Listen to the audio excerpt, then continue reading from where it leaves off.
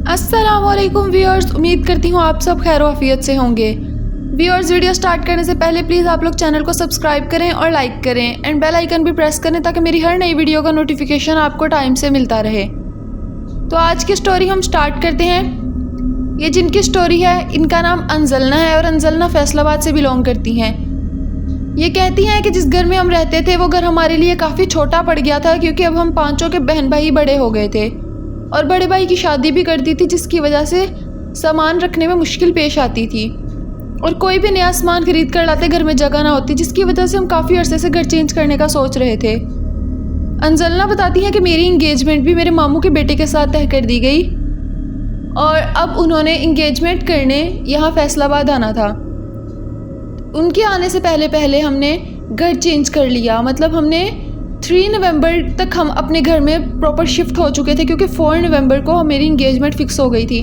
घर का सामान अभी काफ़ी बिखरा हुआ था और प्रॉपर कोई ख़ास सेटल नहीं था, लेकिन इस काबिल हो चुका था कि वहाँ पर गेस्ट स्टे कर सकें। खैर, मेरी इंगेजमेंट के फंक्शंस तमाम ख़त्म हुए, लेकिन उस घर में शिफ्ट होते ही उस रात को ही हमें पैरानॉर्मल एक्टिविटीज़ फ़ील होना शुरू हो गई थी। जैसे उस घर में हमें अपने साथ किसी और की प्रेजेंस फ़ील हुई थी, क्योंकि जब मैं रात टाइम उठकर किचन में जा रही थी तो मुझे वहाँ पर किचन में मामा खड़ी हुई दिखाई दी जो पानी पी रही थी, लेकिन जब मैं कमरे में आई तो मैंने देखा मामा तो सो रही हैं।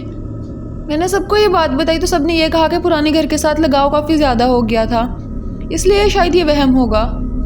लेकिन किसी न किसी के साथ आहिस्ता आहिस्ता ये वाक़यात पेश आते रहे। मेरे बड़े भाई की एक बेटी थी मिराल हम सबकी जान थी और हम सबको बहुत प्यारी थी। मिराल के साथ जो हुआ वो नाकाबिले यकीन था क्योंकि वो अभी सिर्फ 2 साल की बच्ची थी। मिराल को वो चीज़ें बहुत परेशान करती थी। मिराल हमेशा ये कहा करती थी मामा भाऊ भाऊ, उसकी ज़ुबान में वो किसी चीज़ को, किसी मखलूक को देखकर कह रही होती थी और हम ये कहते थे कि बच्ची है, कि शायद किसी चीज़ से डर गई हो। एक दिन जब वो हमारे साथ मॉल गई तो वहाँ पर उसने एक टेडी बियर को देखा और घर आकर वो काफ़ी देर तक रोती रही।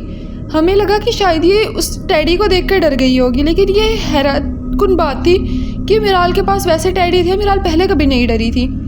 इस दफ़ा मिराल यही कही जा रही थी मामा भाऊ मारता है बस, और इसके अलावा कुछ नहीं कह रही थी और रोई जा रही थी। और अपने बाबा की फिंगर पकड़कर मिराल अपने बाबा को गेट तक लेके गई कि बाबा बाऊ चला गया और यही कह रही थी बाबा बाऊ मारता है। मिराल ने खाना पीना टोटली छोड़ दिया था और इसके अलावा मिराल किसी से भी बात नहीं कर रही थी, कुछ भी नहीं बोल रही थी और वो ऐसे चल फिर रही थी जैसे उसके अंदर कोई और चीज़ हो। मिराल बाकी बच्चों के मुकाबले में बहुत एक्टिव थी। खाना पीना, चलना बोलना उसने अपने वक्त से पहले शुरू कर दिया था, लेकिन ये एक्टिवनेस ऐसे लग रहा था कि जैसे उसके अंदर कोई और ही हो। हम जब उसे गोद में बिठाते तो वो टिक कर ना बैठती, जैसे वो बेचैन हो, और वो फिर उठकर भागने लगती। हमें अब समझ नहीं आ रहा था कि आखिर वाक़या क्या है, आखिर माजरा क्या है। भाई मिराल को उठाकर किसी आमिल के पास ले गए। दरअसल वो आमिल हमारे कारी साहब ही थे, उन्होंने हमें कुरान पाक पढ़ाया था। भाई बताते हैं कि मैं जब मिराल को लेके गेट से बाहर निकला, मिराल फ़ौरन से सो गई। अभी के बाहर इतना शोर था और बच्चे शोर में नहीं सोते, लेकिन मिराल इस कदर थकी हुई थी कि मिराल इतने शोर होने के बावजूद भी वहाँ पर फ़ौरन से सो गई थी। और जब मैं बाबा जी के पास लेके गया तो उन्होंने मुझे बताया कि आप लोगों के घर में जिन्नात काबिज़ हैं। जिस घर में आप लोग आए हैं वो जिन्नात का बसेरा था और जब आप लोगों ने आकर वहाँ सेटिंग के दौरान कुछ चीज़ें इधर उधर की जो पहले मालकान की थी, तो उन जिन्नात को और ये चीज़ बुरी लगी है क्योंकि आपने उनका ठिकाने के साथ छेड़छाड़ की है। बेहतर तो यह है कि आप ये घर छोड़ दें, लेकिन हम वो घर नहीं छोड़ सकते थे। हमें उस घर में अभी 1 महीना भी नहीं हुआ था। हमने उस घर में ज़्यादा से ज़्यादा कुरान पाक की तिलावत शुरू कर दी। खैर, नमाज वगैरह तो हम पहले भी प्रॉपर पढ़ते थे। उन्होंने हमें मज़ीद ये कहा कि आप लोग अपनी औरतों को कहें कि वो पर्दा करके हिजाब करके रखा करें, और इसके अलावा कुछ आयात सूरत बकरा की बताई और कहा कि इनका विर्द अपने घर में लाजमी किया करें।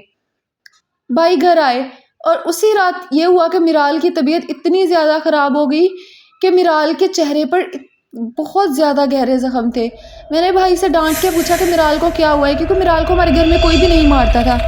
भाभी उसकी मामा थी, वो कभी उसे डांट लिया करती या मार लिया करती थी जब वो बात नहीं मानती थी, और कभी उन्होंने ज़्यादा सख्ती से हाथ नहीं उठाया था। आखिर वो बच्ची थी, एक छोटी सी, उनकी भी बेटी थी, लेकिन वो ज़ख्म इतने गहरे थे कि हम सबको समझ नहीं आ रहा था ये हुआ क्या। भाभी से पूछने पर उन्होंने बताया कि मैंने तो मिराल को हाथ भी नहीं लगाया। इवन मिराल तो रात सारी मुझे तंग कर रही थी और मुझे इसकी हालत देखकर अफसोस हो रहा था, मैंने इसको हाथ लगाना कैसे था। मेरी बेटी मुझे ऐसे लग रहा था जैसे बहुत बीमार और कमज़ोर हो। हम सबको ये चीज़ें समझ नहीं आ रही थी कि आखिर हो क्या रहा है। और इस सब के बाद भी अब हम घर चेंज करने का दोबारा सोच रहे थे। खैर हम लोगों ने यही किया, हमने आखिर उस घर से थोड़े ही दिन बाद मतलब 20 नवंबर को हम उस घर से दोबारा शिफ्ट हो गए और अपने पुराने मकान में वापस आ गए। और पुराना मालिक मकान काफ़ी अच्छा था, उसने हमें उस घर में वापस रख लिया, क्योंकि हमें ये बात तो पता चल चुकी थी कि वो घर बड़ा और शानदार तो ज़रूर है, लेकिन उस घर में मौजूद जिन्नात बहुत ज़ईफ़ जिन्नात हैं और बहुत ताकतवर हैं। वो उस घर में हमें कभी भी टिकने नहीं देंगे। सो हमने यही बेहतर समझा कि हम पुराने घर में वापस आ जाएं। आज इस वाक़ये को काफ़ी साल हो चुके हैं और मिराल थोड़ी बड़ी भी हो गई है, लेकिन अभी तक ये वाक़या सोचती हूँ तो मेरी रूह कांप जाती है।